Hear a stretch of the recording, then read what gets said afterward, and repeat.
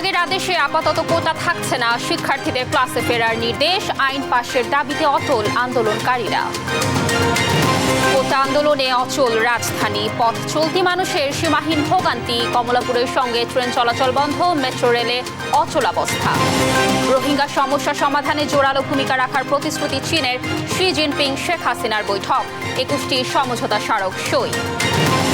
আবেদ আলীর স্বীকারোক্তি, দুর্নীতির মাধ্যমে চাকরি নেওয়া সরকারি কর্মকর্তাদের তালিকা হচ্ছে দৃষ্টান্তমূলক শাস্তির তাগিদ বিশিষ্টজনদের। জেকেজি হেলথ কেয়ারের জালিয়াতি, সাবেক মহাপরিচালক আবুল কালাম আজাদ ও ডক্টর সাবিনা সহ 7 জনের বিরুদ্ধে দুদকের মামলা। দর্শক, সংবাদ সন্ধ্যায় দেখছিলেন একেএস টিএমটি বার সংবাদ শিরোনাম। পুরো সংবাদ জুড়ে আপনাদের সাথে থাকবো আমি কানিজ লাবণী। দর্শক, এবার চলে যাচ্ছে বিস্তারিত সংবাদে। সরকারি চাকরিতে মুক্তিযোদ্ধা কোটা পুনর্বহাল করে হাইকোর্টের দেয়া রায়ে স্থিতাবস্থা জারি করেছেন আপিল বিভাগ। প্রধান বিচারপতি ওবায়দুল হাসানের নেতৃত্বে আপিল বিভাগের পূর্ণাঙ্গ বেঞ্চ এ আদেশ দেন। পর্যবেক্ষণে শিক্ষার্থীদের রাজপথ ছেড়ে ক্লাসে ফিরে যেতে বলেন আদালত। কোটা নিয়ে কেউ সংক্ষুব্ধ হলে সর্বোচ্চ আদালতের শুনানিতে অংশ নেয়ার কথাও বলেন আপিল বিভাগ। শামীম আক্তারের রিপোর্ট। সরকারি চাকরিতে প্রথম ও দ্বিতীয় শ্রেণী অর্থাৎ নবম থেকে 13তম গ্রেড পর্যন্ত মুক্তিযোদ্ধা কোটা পদ্ধতি বাতিলের প্রজ্ঞাপন অবৈধ ঘোষণা করে হাইকোর্টের দেয়া রায়ের উপর 4 সপ্তাহের জন্য স্থিতি অবস্থা জারি করেছে আপিল বিভাগ। ঢাকা বিশ্ববিদ্যালয়ের 2 শিক্ষার্থীর করা আবেদনের প্রেক্ষিতে আজ এই আদেশ দেয় সর্বোচ্চ আদালত। সাবজেক্ট ম্যাটারের উপরে স্থিতি অবস্থা দিয়েছেন 4 সপ্তাহের জন্য। 4 সপ্তাহ পরে 7-8 তারিখে ফিক্স করা হয়েছে। 7-8 তারিখে আবার হিয়ারিং এর জন্য আসবে, তখন আদালত জাজমেন্ট দেখে পূর্ণাঙ্গ বিবেচনা করবেন। একই সঙ্গে এই সময়ের মধ্যে রাষ্ট্রপক্ষ ও শিক্ষার্থীদের হাইকোর্টের রায়ের বিরুদ্ধে লিপ্ট আপিল করতে বলেছে আদালত। আর শিক্ষার্থীদের রাজপথ ছেড়ে ক্লাসে ফিরে যেতে নির্দেশ দিয়েছে আদালত। আন্দোলনকারী ছাত্রছাত্রী যারা রয়েছে তাদেরকে ক্লাসে ফিরে যাওয়ার জন্য বলেছেন এবং ভাইস চ্যান্সেলর মহোদয় যারা রয়েছেন তাদেরকে শান্তিপূর্ণ পরিবেশ বজায় রাখার জন্য বলেছেন। হাইকোর্ট ডিভিশনের যে কোনো রায়ের বিরুদ্ধে অ্যাপিলেট ডিভিশনে যাওয়ার অধিকার সবারই রয়েছে এবং যারা এই মামলার পক্ষে রায় পেয়েছেন তাদেরকেও কিন্তু চূড়ান্ত ফয়সালা অ্যাপিলেট ডিভিশন থেকেই নিতে হবে। অ্যাপিলেট ডিভিশনের আরও একটা ক্ষমতা আছে, সেটা হচ্ছে হাইকোর্ট ডিভিশনের রায় হয় বাতিল করতে পারবেন অথবা চূড়ান্ত বহাল রাখতে পারবেন। এবং 104 ধারা অনুযায়ী মাননীয় প্রধান বিচারপতি এটিও বলেছেন যে ওনারা কিন্তু এটাকে সংশোধন করে একটা সংস্কারমূলক নির্দেশনা দিতে পারবেন। এই আদেশের ফলে নবম থেকে 13তম গ্রেড পর্যন্ত মুক্তিযোদ্ধা কোটা বাতিল করে 2018 সালের সরকারের জারি করা পরিপত্র বহাল থাকছে বলে জানালেন attorney general AM Amin Uddin. যেহেতু এই কোটা পদ্ধতিটা বিলুপ্ত ছিল গত 5 বছর থেকে, সেই ক্ষেত্রে নতুন করে এখন জাজমেন্ট না পাওয়া পর্যন্ত এটাকে বন্ধ রাখার জন্য আমরা স্টে চেয়েছিলাম। তো আদালত উভয় পক্ষকে শুনানি করে ওনারা স্ট্যাটাসকো দিয়েছেন সাবজেক্ট ম্যাটারে, অর্থাৎ এখন যে অবস্থায় আছে সেই অবস্থায় থাকবে। এখন এই কোটাটা সিস্টেমটা যদি স্থগিত না করা হয় তখন এই পরীক্ষাগুলো নেওয়া সম্ভব হবে না এবং চাকরি দেওয়া সম্ভব হবে না, কারণ এইখানে কোনো মুক্তিযোদ্ধা হিসেবে কেউ এখানে দরখাস্ত করেনি, তাদের কোটা দেওয়ার কথাও ছিল না, সেই আরও জটিলতার সৃষ্টি হবে। এই কথাটা আমি কোর্টের ইয়েতে বলছি এবং বলছি যে এটা সরকারের পলিসি ডিসিশন। গেল 5 জুন 2018 সালের অক্টোবর মাসে সরকারি চাকুরিতে মুক্তিযোদ্ধা কোটা বাতিল করে জারি করা প্রজ্ঞাপনকে বেআইনি ঘোষণা করে রায় দেয় হাইকোর্ট। শামীমা আক্তার, দেশ টিভি, ঢাকা। এদিকে কোটা নিয়ে সর্বোচ্চ আদালতের রায়কে সম্মান জানালেও আন্দোলন চালিয়ে যাওয়ার কথা জানিয়েছে বৈষম্য বিরোধী ছাত্র আন্দোলন। আন্দোলনের সমন্বয়কারীরা জানান কোটা বাতিল নয়, তারা চান স্থায়ী সমাধান। এদিকে পূর্ব ঘোষিত বাংলা ব্লকেট কর্মসূচি অনুযায়ী রাজধানীর গুরুত্বপূর্ণ পয়েন্টে অবস্থান নিলে কার্যত অচল হয়ে যায় রাজধানী। জান্নাতুল মোহনা এবং মাইনুদ্দিন আরিফকে সঙ্গে নিয়ে মাজহারুল ইসলামের রিপোর্ট। কোটা ইস্যুতে হাইকোর্টের দেওয়া রায়ের উপর আপিল বিভাগের স্থিতাবস্থা প্রত্যাখ্যান করে আন্দোলন চালিয়ে যাওয়ার ঘোষণা দিয়েছেন বৈষম্য বিরোধী আন্দোলনকারীরা। জানান আইন পাশ না হওয়া পর্যন্ত চলবে তাদের আন্দোলন। আদালতের প্রতি সম্পূর্ণ সম্মান রেখে আমরা জানাতে চাই যে আমাদের দাবি নির্বাহী বিভাগের কাছে, তারা আইন আনুক, তারা কমিশন গঠন করুক, তারা সংসদে বিল পাস করুক এবং আমাদের রাজ্যকে দাবি মেনে নিক। এই পরিপত্র খেলা আমরা চাই না। আমাদের কথা হচ্ছে মাননীয় প্রধানমন্ত্রী সংসদে ঘোষণা দিয়ে পরিপত্র জারির পরে যদি সেটি অবৈধ হয়ে যায় তাহলে সামনে যে আরো কত খেলা হবে তার সম্পর্কে আমাদের কোনো ধারণাই নেই। এই জন্য আমরা এই যে ছাত্র সমাজ বাংলাদেশে আমরা চাই এই কোটা সিস্টেমের একটি স্থায়ী সমাধান হোক, এই কোটা সমস্যা চিরতর সমাহিত হোক। এর আগে পূর্ব ঘোষিত বাংলা ব্লকেট কর্মসূচির অংশ অনুযায়ী সকাল 10টায় ঢাকা বিশ্ববিদ্যালয়ের কেন্দ্রীয় গ্রন্থাগারের সামনে জমায়েত হন শিক্ষার্থীরা। পরে মিছিল নিয়ে অগ্রসর হন শাহবাগের দিকে। এতে বন্ধ হয়ে যায় যান চলাচল। পরে শাহবাগ মোড় থেকে ফার্মগেট মৎস্য ভবনের দিকে এগিয়ে যায় আন্দোলনকারীদের একটি অংশ। পুলিশ বাধা দিলেও আটকাতে পারেনি বিক্ষুব্ধ শিক্ষার্থীদের। আমরা চাই না কোনো বৈষম্য, আমাদের দাবি একটাই, 5%-এর বেশি কোনো কোটা প্রথা রাখা যাবে না। পৃথিবীর আর কোথাও এমন বংশানুক্রমিক কোটা প্রথা চালু আছে কিনা সেটা আমাদের জানা নেই। একই দাবিতে সায়েন্স ল্যাব, চাংখারপুল, মহাখালী, আগারগাঁও এবং 0 পয়েন্ট অবরোধ করেন শিক্ষার্থীরা। এ সময় তারা স্লোগানে নিজেদের দাবি দেওয়া তুলে ধরেন।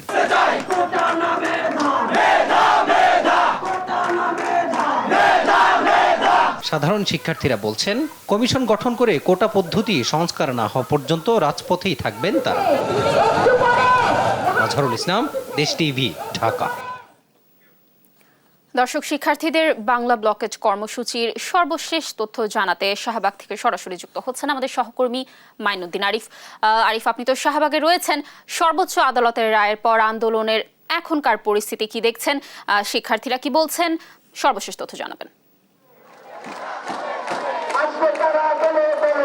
লাবণী, আমি এই মুহূর্তে আছি শাহবাগ মোড়ে। আপনি দেখতে পাচ্ছেন আমার পেছনে যে শিক্ষার্থীরা রয়েছে ঢাকা বিশ্ববিদ্যালয় সহ এই মুহূর্তে এখানে অবস্থান করছে ইডেন কলেজ, বদরুন্নেসা মহিলা কলেজ, এর পাশে আরও যে কলেজগুলো রয়েছে বিশেষ করে ফার্মগেট, বাংলা মোটর, বিজয় সরণি, এদিক দিয়ে মানে বিভিন্ন জায়গায় যে ছিটিয়ে ছিল যে আন্দোলনকারীরা, তারা আস্তে আস্তে এখানে মিছিল নিয়ে আসা শুরু করেছেন এবং তারা এখানে মিছিল নিয়ে মূলত সন্ধ্যা 7টায় তাদের যে সংবাদ সম্মেলনটি হওয়ার কথা ছিল সেটি হয়তো বা কিছুক্ষণের মধ্যে অনুষ্ঠিত হবে এবং তাদের রাজধানীর বিভিন্ন জায়গা সায়েন্স ল্যাব, বিজয় সরণি, মিরপুর, এদিক দিয়ে ফার্মগেট, কারণ বাজার, ইন্টারকন্টিনেন্টাল, 0 পয়েন্ট, পুরান ঢাকা, অর্থাৎ রাজধানীর যেসব পয়েন্টে তাদের এই বাংলা যে ব্লকের যে কর্মসূচি ছিল সেখানে যারা ছিল সবাই এখানে ইতিমধ্যে উপস্থিত হওয়া শুরু করেছে এবং হওয়ার পরেই সবাই একত্রিত হয়ে সন্ধ্যা 7টায় তারা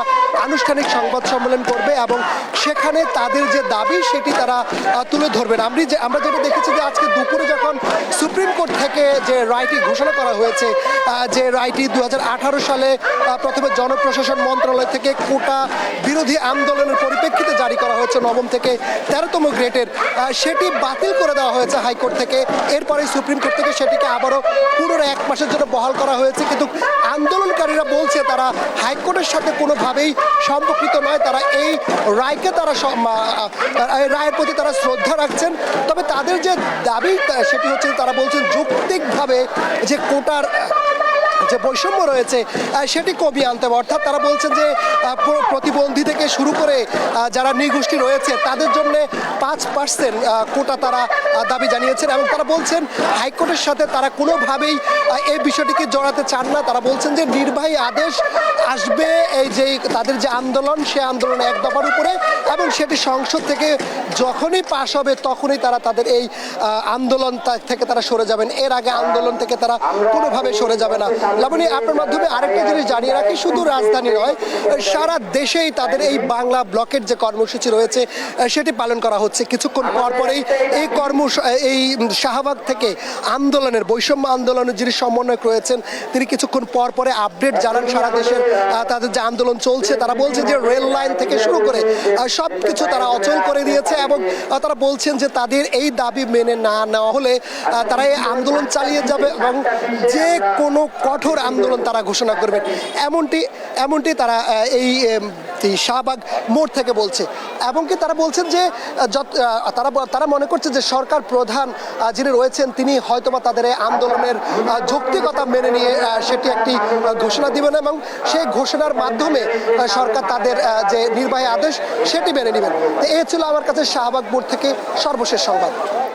ধন্যবাদ আরিফ আমাদের সাথে যুক্ত থাকার জন্য। আমরা পরবর্তীতে আবার আপনার সাথে যুক্ত হয়ে সর্বশেষ তথ্য দর্শকদের জানানোর চেষ্টা করব। দর্শক, সারা দেশের শিক্ষার্থীরা একসাথে ব্লকেট কর্মসূচি পালন করছে, সে ব্যাপারে এই সর্বশেষ তথ্য ঢাকার শাহবাগ থেকে জানাচ্ছিলেন আমাদের সহকর্মী আরিফ। কোটা সংস্কারে শিক্ষার্থীদের অবরোধে স্থবির রাজধানী। গুরুত্বপূর্ণ পয়েন্ট বন্ধ করে দেওয়ায় চলাচল করতে পারেনি ট্রেন, বাস সহ কোনো যানবাহন। এতে অসহনীয় ভোগান্তিতে পড়ে সাধারণ মানুষ। বিশেষ করে অফিস শেষে বিপাকে পড়েন কর্মজীবীরা। প্রধান সড়কে যানবাহন না থাকায় হেঁটেই গন্তব্যে রওনা করেন অনেকে। ভোগান্তি এড়াতে মেট্রো রেলে গিয়েও মেলেনি কোনো স্বস্তি। হাসান মাহমুদকে সঙ্গে নিয়ে আরও জানাচ্ছেন শাহাদাত নিশাত। এলিভেটেডে আপনি মনে করেন 10 কিলোমিটার জাম আছে, আপনি ওইদিকে যায় একটু খবর নিয়ে দেখেন 10 কিলোমিটার এয়ারপোর্ট পর্যন্ত জাম হয়ে গেছে। পান্থপথ যাবো ডাক্তার দেখে, তাই উনি নিয়ে বসে রয়েছে, একটা ভোগান্তি না। রাজধানীর ৭ রাস্তা মোড়ের আগে এলিভেটেড এক্সপ্রেসওয়ের নামার র্যাম্পের চিত্র এটি। যানজটের ভোগান্তি থেকে বাঁচতে যারাই এই সড়ককে ব্যবহার করতে চেয়েছেন তারাই ফেঁসে গেছেন তীব্র যানজটে। আন্দোলনকারীদের বাধার মুখে ঘন্টার পর ঘন্টা অপেক্ষা করতে হয়েছে রাজধানীর এই দ্রুততম সড়কে। কেউ আবার কয়েক কিলোমিটার হেঁটেই রওনা দিয়েছেন গন্তব্যে। এলিভেটেড রুটগুলো 2 ঘন্টা 3 ঘন্টা আটকে রেখে যাইনি, বাইরে কোনো দিকে যাওয়া যাচ্ছে না। এটা হচ্ছে বড় হাতে। এখন আমরা বাসায় যে ওকে কোচিংয়ে দিতাম, কিছুই করতে পারলো না। আমাদের সব বন্ধ, খাওয়া দাওয়ার সব বন্ধ। পূর্ব ঘোষণা অনুযায়ী সকাল থেকে দেশ জুড়ে বাংলা ব্লকেট কর্মসূচির অংশ হিসেবে রাজধানীর সায়েন্স ল্যাব, শাহবাগ, কারণ বাজার, ফার্মগেট, মহাখালী ও 0 পয়েন্টে সড়ক অবরোধ করে আন্দোলনরত শিক্ষার্থীরা। এতে অচল হয়ে পড়ে গোটা রাজধানী। ভোগান্তের শহরে পরিণত হয় ঢাকা। হতে এই যে মালিকের ইনকাম দিতে আমাকে কষ্ট হয়ে যাব, এই জামজটে পইরা আটকাই থুয়ে দিছে। বাংলাদেশের মানুষ ভোগান্তিতে, কারণ এই ব্যবস্থার ফলে আমাদের মতো মানুষ 30 বছর 35-40 বছর আগে আমরা ছাপারা। রাজধানীর বেশিরভাগ সড়কে তৈরি হয় তীব্র যানজট। তীব্র গরমে অসুস্থ হয়ে পড়েন অনেকেই। তাদের দাবি, সাধারণ মানুষের কথা চিন্তা করে সংকটের দ্রুত সমাধান করা হোক। এখানে অনেক দেখা যাচ্ছে অ্যাম্বুলেন্স আছে, অনেক মানুষ আছে, সিরিয়াস রোগী আছে, ওদেরও তো বাই চান্স কিছু হয়ে যেতে পারে। রাজধানীর ফ্লাইওভারগুলোতে ভোগান্তি ছিল আরও বেশি। গাড়ির দীর্ঘ লাইন যেন অপেক্ষার পালা শেষই হতে চায় না। এদিকে দুপুরে কারণ বাজার এলাকায় রেললাইন অবরোধ করায় কমলাপুর থেকে বিমানবন্দর পর্যন্ত ট্রেন চলাচল বন্ধ হয়ে যায়। আটকা পড়ে বেশ কিছু ট্রেন। গন্তব্যে যেতে না পেরে ভোগান্তিতে পড়েন যাত্রীরা। 6 ঘন্টা বন্ধ থাকার পর বিকেল 5:30টার দিকে ট্রেন চলাচল স্বাভাবিক হয়। 4 ঘন্টার উপর ছাড়া কম হইব না, পুরো 4 ঘন্টা। যারা আন্দোলন করতেছে তারা জাতির জন্য, দেশের জন্য কি করবে? অন্যদিকে বিকেল থেকেই অতিরিক্ত যাত্রী চাপে অচল অবস্থা সৃষ্টি হয়। অচল ঢাকায় যোগাযোগের একমাত্র অবলম্বন মেট্রো রেলেও বন্ধ করে দেওয়া হয় ওয়ান টাইম টিকিট। এতে স্টেশনে অপেক্ষার পর হতাশা ও ক্ষোভ ব্যক্ত করেন দূর দূরান্ত থেকে আসা যাত্রীরা। কোনো অ্যানাউন্সমেন্ট ছাড়াই তারা হঠাৎ করে টিকিট বন্ধ করেছে। আধা ঘন্টা ধরে আমরা এখানে দাঁড়াই আছি, এবং এখানে যে গরম আপনি দেখতে পারবেন, এখন কোনো ফ্যানের যে 2টা ফ্যান লাগাইছে, ফ্যানে কোনো বাতাস নাই। আমি যাবো উত্তরা লাস্ট স্টেশনে, প্রায় 45 মিনিট ধরে দাঁড়াইছিলেন। সন্ধ্যা 6টার পর মেট্রো রেলের টিকিট সংকট দূর হয় এবং যাত্রী চলাচল স্বাভাবিক হয়। 1.5 ঘন্টা 2 ঘন্টা। শাহাদাত নিশাত, দেশ টিভি, ঢাকা। দর্শক, যেমনটি বলছিলাম যে কোটা সংস্কারে শিক্ষার্থীদের অবরোধে রাজধানী স্থবির হয়ে পড়েছে। সড়কের বর্তমান পরিস্থিতি জানাবো দর্শক। আমাদের সাথে যুক্ত হবেন সহকর্মী শাহিদুজ্জামান সাকিব।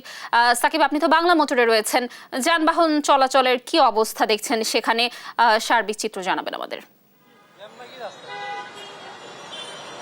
লাবণী, শিক্ষার্থীদের দিনভর বাংলা ব্লকেটের কারণে কিন্তু রাজধানীতে এক প্রকার অচল অবস্থা তৈরি হয়েছিল। সেই অচল অবস্থার পর বিকেলের দিকে কিন্তু শাহবাগ ছাড়া বা রাজধানীর অন্যান্য যে পয়েন্টগুলো, মহাখালী, সায়েন্স ল্যাব সহ অন্যান্য যে পয়েন্টগুলোতে বাংলা ব্লকেটের জন্য অবস্থান নিয়েছিল শিক্ষার্থীরা, সেই পয়েন্টগুলো ছেড়ে কিন্তু তারা শাহবাগে জমায়েত হয়। এর ফলে কিন্তু আসলে কিছুটা হলেও যান চলাচল স্বাভাবিক হয়। এখন বিকেলের দিকে কিছুটা যান চলাচল স্বাভাবিক হওয়ার পর আমরা যানজট লক্ষ্য করেছিলাম এবং গণপরিবহনগুলো যেগুলো রাস্তায় আটকা পড়েছিল সেগুলোতে ব্যাপক ভিড় আমরা লক্ষ্য করেছি। তবে এই সন্ধ্যা হওয়ার পর থেকে কিন্তু আসলে যানজট অনেকটাই কমে এসেছে এবং যান চলাচল পুরোপুরি স্বাভাবিক রয়েছে বলা যায়। আমরা রয়েছি রাজধানীর বাংলা মোটরে। এখানে এখন পর্যন্ত আমরা খুব বেশি যানজট লক্ষ্য করিনি। শাহবাগ বন্ধ থাকার কারণে রাজধানীর শাহবাগ দিয়ে যে গণপরিবহনগুলো চলাচল করতো সেগুলো আসলে রমনা পার্কের পাশ দিয়ে ইন্টারকন্টিনেন্টাল হয়ে বাংলা মোটর হয়ে তারা নিজ নিজ গন্তব্যে চলে যাচ্ছে। অন্যদিকে এদিকে বাংলা মোটর, মৌচাক সহ সবগুলো রাস্তায় আসলে যান চলাচল স্বাভাবিক রয়েছে এবং যাত্রীরা যারা আটকে পড়েছিলেন এবং অফিস ফেরত যাত্রী যারা রয়েছেন তারা কিন্তু বেশ স্বস্তিতে এখন আসলে ঘরে ফিরতে পারছেন। এখন পর্যন্ত যদি বলি সকাল থেকে রাজধানীর মহাখালী, সায়েন্স ল্যাব এবং জগন্নাথ বিশ্ববিদ্যালয় সহ অন্যান্য রাজধানীর শিক্ষা প্রতিষ্ঠানগুলো তারা পুরো রাজধানীতে এক প্রকার অচল অবস্থা তৈরি করে এবং বাংলা ব্লকেটের কারণে কিন্তু দিনভর আসলে যাত্রীরা আসলে তাদের গন্তব্যে যেতে পারেনি এবং কোনো প্রকার গণপরিবহনকে আমরা আসলে চলাচল করতে দেখিনি। তারা সবগুলো জায়গায় আসলে আটকা পড়েছিল। তবে বিকেলের দিকে তাদের ব্লকেট তুলে নেওয়ার পরে শিক্ষার্থীরা শাহবাগের দিকে জমায়েত হওয়া শুরু করলে আটকে পড়া যানবাহনগুলো আসলে তাদের গন্তব্যে চলে যায়। এই গন্তব্যে একসঙ্গে অনেকগুলো বাস আসলে চলাচল শুরু করার কারণে কিছুটা যানজট ছিল, তবে এখন আসলে শেষের দিকে এসে এই সন্ধ্যার দিকে এসে কিন্তু আসলে যান চলাচল একেবারে স্বাভাবিক। তো ধন্যবাদ সাকিব আমাদের সাথে যুক্ত থাকার জন্য। দর্শক, শাহবাগে কোটা আন্দোলনে শিক্ষার্থীরা ব্রিফ করছে, আমরা সরাসরি যুক্ত হব সেখানে। জন্য আহ্বান জানাচ্ছি সার্জিস আলম ভাইকে। এটা একটু জায়গাটা ঠিক করতে হবে, এখানে আমি কেন্দ্র না যেতে পারি না, বসে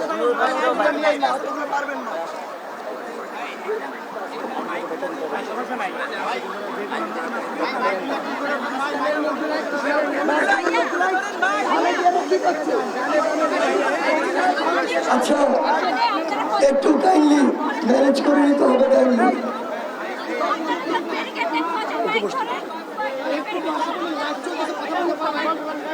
আচ্ছা, আমরা আপনারা সকাল থেকে বলছিলেন ঢাকা বিশ্ববিদ্যালয়ের আমরা শুনেছি যে একাধিক শিক্ষার্থী যে 5 জুনের যে রায়টি ছিল সেটির উপরে রিট করেছিলেন। তো তার ভিত্তিতে মহামান্য হাইকোর্ট থেকে 5 জুনের যে রায়টি ছিল সেটিকে 4 সপ্তাহের জন্য এখানে একটি স্থিতি অবস্থা দিয়েছেন। অর্থাৎ আমাদের যেটি মনে হচ্ছে যে 4 সপ্তাহ পরে আবার এটি নিয়ে একটি শুনানি হতে পারে। তো অ্যাকচুয়ালি আমাদের অবস্থানটা কি? আমরা বলেছি আমাদের যে বর্তমানে এক দফা দাবি রয়েছে যেটি, সেই দাবিটি আসলে সরাসরি নির্বাহী বিভাগের কাছে। হাইকোর্ট যে বিষয়টি নিয়ে কাজ করছে সেটি হচ্ছে 18 সালের জারি করা পরিপত্র এবং 5 জুন 2024 সালে হাইকোর্ট যে পরিপত্রটিকে অবৈধ ঘোষণা করেছিল। অর্থাৎ হাইকোর্ট এখন আমরা মনে করি দুটি কাজ করতে পারে। এক, 5 জুনের যে অবৈধ ঘোষণা সেই জায়গায় থেকে যেতে পারে। 2, যে কাজটি করতে পারে 2018 সালের যে পরিপত্রটি ছিল সেটিকে বহাল রাখতে পারে, কিংবা এখানে আরো অন্য কোনো প্যাটার্ন আসতে পারে, সেটি আসলে আমরা অনুমান করে বলা ঠিক হবে না, সেটি মহামান্য হাইকোর্টের উপর নির্ভর করছে। কিন্তু আমাদের অবস্থানটি কোথায়? আসলে আমরা বিশ্বাস করি আমাদের যে এক দফা দাবি এটির সম্পূর্ণ ও পূর্ণাঙ্গ সমাধান কেবলমাত্র নির্বাহী বিভাগ তথা বাংলাদেশ সরকারই দিতে পারে। কেন? কারণগুলো তো যদি স্পষ্ট করি, আমরা 3টি জায়গা থেকে মনে করি। প্রথম যে কারণটি সেটি হচ্ছে এখনো এই পূর্ণাঙ্গ রায়টি আমরা পাইনি মহামান্য হাইকোর্ট থেকে। পূর্ণাঙ্গ রায় দিয়ে আবার 2018 সালের পরিপত্র বহাল হতে পারে, কিংবা 2018 সালের সে পরিপত্রটি অবৈধ ঘোষণা হতে পারে। অর্থাৎ আমরা যে জিনিসটি দেখতে পাই সেটি হচ্ছে যে ওই একটি রায়ের উপরে নির্ভর করে আমরা আসলে থাকতে পারি না, সেটি আমাদের দাবির সাথে যায় না।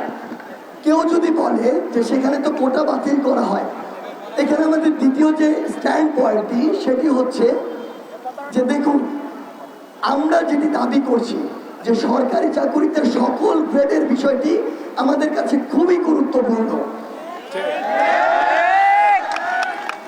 বাংলাদেশে প্রথম এবং দ্বিতীয় শ্রেণীতে যতগুলো চাকুরি রয়েছে, তৃতীয় এবং চতুর্থ শ্রেণীতে সেই চাকুরির সংখ্যা তার চেয়ে অনেক অনেক বেশি। এবং এই তৃতীয় এবং চতুর্থ শ্রেণীতে এই বৈষম্য, অযৌক্তিক বিষয় এবং অন্যায় আরো অনেক বেশি। তো সেই জায়গা থেকে আমাদের অবস্থান হচ্ছে একটা দেশের এত বড় একটা জনশক্তি, এত বড় একটা তরুণ সমাজ, কিংবা এত বড় একটা চাকুরিজীবী সমাজকে উপেক্ষা করে আপনি কোনোদিন একটা দেশকে এগিয়ে নিয়ে যেতে পারেন না। তাই আমরা 2024 সালে স্বাধীনতার 53 বছর এসে বিশ্বাস করি যে এই যে কোটার একটি যৌক্তিক সংস্কার, যেখানে স্টুডেন্টের পালস হচ্ছে 5%, এই জায়গাটিকে সামনে রেখে একটি কমিশন গঠনের মাধ্যমে কোটার একটি যৌক্তিক সংস্কার অনেক বেশি প্রয়োজন, এবং যেটি শুধুমাত্র নির্বাহী বিভাগের একটি কিংবা জাতীয় সংসদের একটি কিংবা সরকারের একটি নীতিগত সিদ্ধান্ত। তৃতীয় যে জায়গাটি সেটি হচ্ছে, আজকে লক্ষ্য করুন, একজন মুক্তিযোদ্ধা পরিবারের সন্তানের রিটের ভিত্তিতে মহামান্য হাইকোর্ট 5ই জুন 2018 সালের পরিপত্রটিকে অবৈধ ঘোষণা করে। আমরা দেখি সংবিধানে অনগ্রসর জাতিগোষ্ঠীকে একটা সুবিধা বা প্রিভিলেজ দেওয়ার একটি কথা রয়েছে। আমরা এটি বিশ্বাস করি বলেই আমরা কোটাটি সংস্কার চাচ্ছি। এখন 2018 সালের পরিপত্রে আপনি লক্ষ্য করবেন কোনো কোটাই নেই প্রথম এবং দ্বিতীয় শ্রেণীতে। তাহলে আবার যদি সংক্ষুব্ধ হয়ে একজন প্রতিবন্ধী কিংবা ক্ষুদ্র নৃতাত্ত্বিক গোষ্ঠীর একজন সদস্য যদি হাইকোর্টে এসে রিট করে এবং আবার সেই 2018 সালের পরিপত্রটি বাতিল করা হয়, তাহলে অ্যাকচুয়ালি আমরা কোন অবস্থার দিকে যাচ্ছি? দর্শক, কোটা সংস্কারে আন্দোলনরত শিক্ষার্থীরা শাহবাগে ব্রিফ করছিল, আমরা যুক্ত ছিলাম সেখানে। আদালতের চূড়ান্ত রায় পর্যন্ত আন্দোলনরত শিক্ষার্থী সহ সব পক্ষকে ধৈর্য ধরার আহ্বান জানিয়েছেন আওয়ামী লীগ সাধারণ সম্পাদক ওবায়দুল কাদের। আপিল বিভাগের স্থিতাবস্থা জারি নিয়ে প্রতিক্রিয়ায় এই আহ্বান জানান তিনি। আর স্বরাষ্ট্রমন্ত্রী আসাদুজ্জামান খান কামাল বলেছেন, শিক্ষার্থীদের ব্যাপারে কঠোর হবে না আইন শৃঙ্খলা বাহিনী। রাজধানীতে আলাদা অনুষ্ঠানে এসব কথা বলেন তারা। তৌফিক মাহমুদ মুন্নার রিপোর্ট। কোটা সংস্কারের দাবিতে রাজধানী সহ দেশের বিভিন্ন এলাকায় বাংলা ব্লকেট কর্মসূচি পালন করছে শিক্ষার্থীরা। সড়ক, মহাসড়ক ও রেলপথ অবরোধের ভোগান্তিতে পড়েছে সাধারণ মানুষ। এমন পরিস্থিতিতে কোটা নিয়ে হাইকোর্টের রায় সহ সব পক্ষের উপর 4 সপ্তাহের স্থিতাবস্থা জারি করেছে আপিল বিভাগ। সর্বোচ্চ আদালতের এমন সিদ্ধান্তের পর বুধবার দুপুরে ধানমন্ডিতে আওয়ামী লীগ সভাপতি রাজনৈতিক কার্যালয়ে কথা বলেন দলের সাধারণ সম্পাদক ওবায়দুল কাদের। আদালতের নির্দেশনা মেনে শিক্ষার্থীদের ক্লাসে ফিরে যাওয়ার আহ্বান জানান তিনি। আমরা জেনেছি আগামী আগস্ট মাসের প্রথম সপ্তাহে আপিল বিভাগে চূড়ান্ত শুনানির মাধ্যমে বিষয়টি নিষ্পত্তি হবে। আমরা ততদিনে আন্দোলনকারী শিক্ষার্থীদের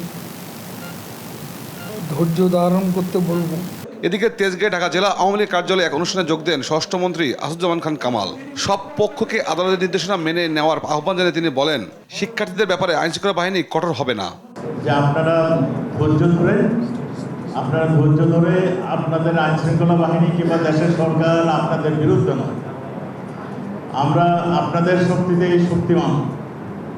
আপনারা ভবিষ্যৎ প্রজন্ম আপনাদেরকে দেশকে নেতৃত্ব দেবেন।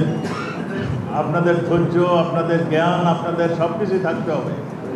আপনারা এইরকমভাবে যদি রাস্তায় বসে পড়েন তাহলে তো জনগণের দুর্ভোগ হবে।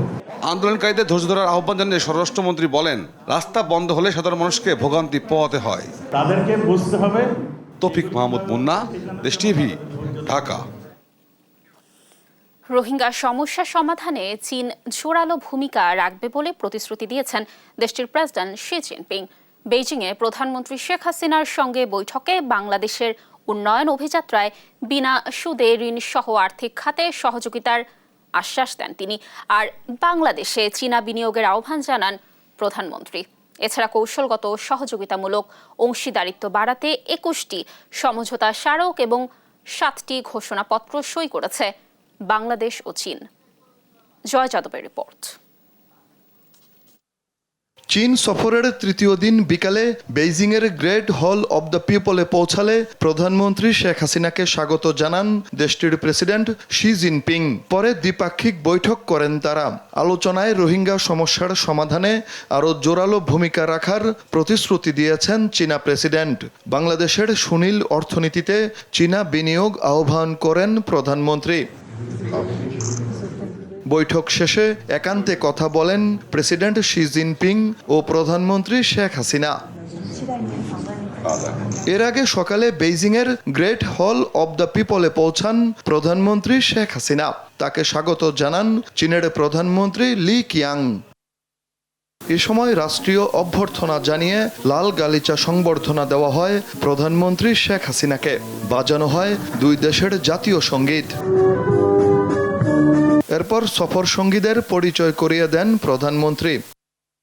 পরে গ্রেট হলে দুই দেশের প্রতিনিধিদের নিয়ে দ্বিপাক্ষিক বৈঠক করেন প্রধানমন্ত্রী শেখ হাসিনা ও চীনের প্রধানমন্ত্রী লি কিয়াং।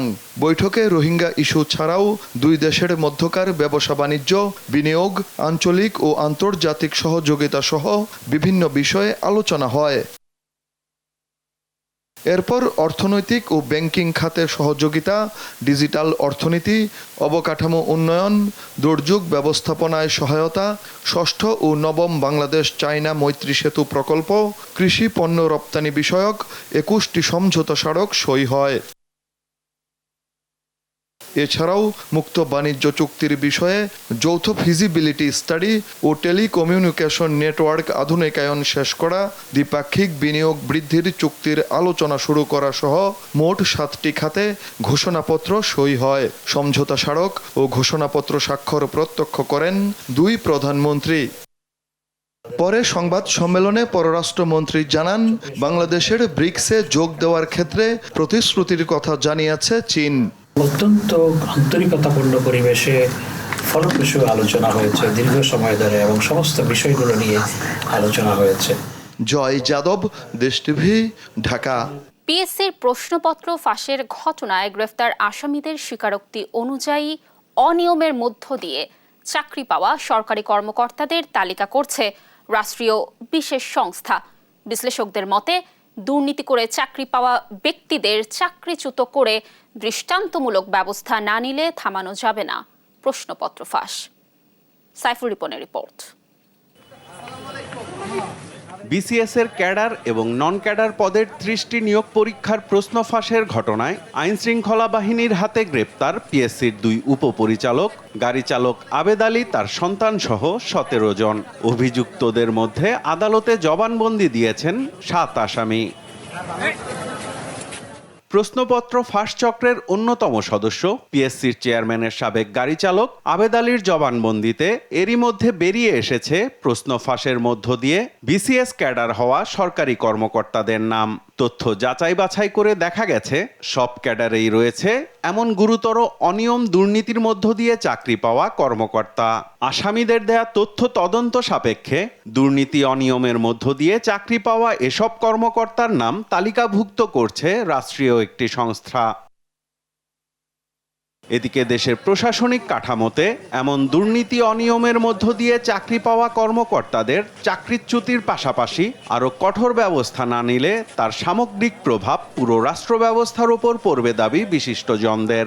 সরকারি চাকরিতেও প্রশ্নপত্র ফাঁস করে কেউ কেউ চাকরি পাচ্ছে, এর থেকে দুঃখজনক এবং লজ্জাজনক ঘটনা হতে পারে না। আমার মনে হয় আস্থাটা ধরে রাখা, আস্থা ফিরিয়ে আনা এবং কোনো জায়গায় যদি এই ধরনের ল্যাপস হয়ে থাকে, কোনো ঘাটতি হয়ে থাকে, সেটা তদন্ত করে দৃষ্টান্তমূলক শাস্তির আওতায় আনা অপরাধীদের।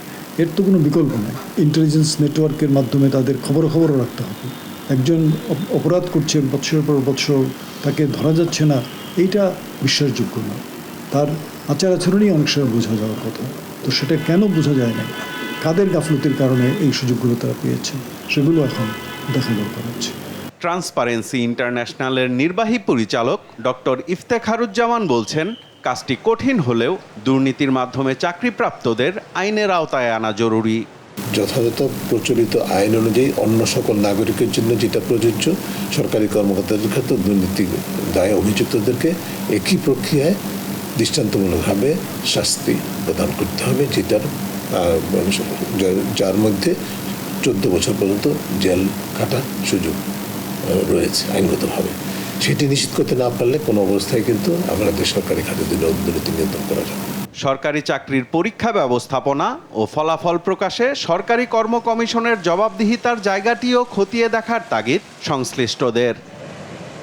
সাইফুল রিপন, দেশ টিভি, ঢাকা। জেকেজি হেলথ কেয়ারের জালিয়াতির ঘটনায় ডাক্তার সাবরিনা, তার স্বামী আরিফ, স্বাস্থ্য অধিদপ্তরের সাবেক মহাপরিচালক আবুল কালাম আজাদ সহ 7 জনের বিরুদ্ধে মামলা করেছে দুর্নীতি দমন কমিশন। এজাহারে বলা হয়, ক্ষমতা অপব্যবহার করে স্বাস্থ্য অধিদপ্তরের মহাপরিচালক ও অন্যদের যোগ সাজশে করোনা পরীক্ষা ছাড়াই জাল রিপোর্ট তৈরি সহ নানা অপরাধ করেছেন আসামিরা। ফজলাদিত্যের রিপোর্ট। 2020 সালে করোনা মহামারীতে স্থবির হয়ে পড়ে বিশ্ব, যার প্রভাব পড়ে বাংলাদেশেও। করোনা নিয়ে মানুষের আতঙ্ক কাজে লাগিয়ে অর্থ হাতিয়ে নিতে নামে বিভিন্ন চক্র, যার মধ্যে অন্যতম জেকেজি হেলথ কেয়ার।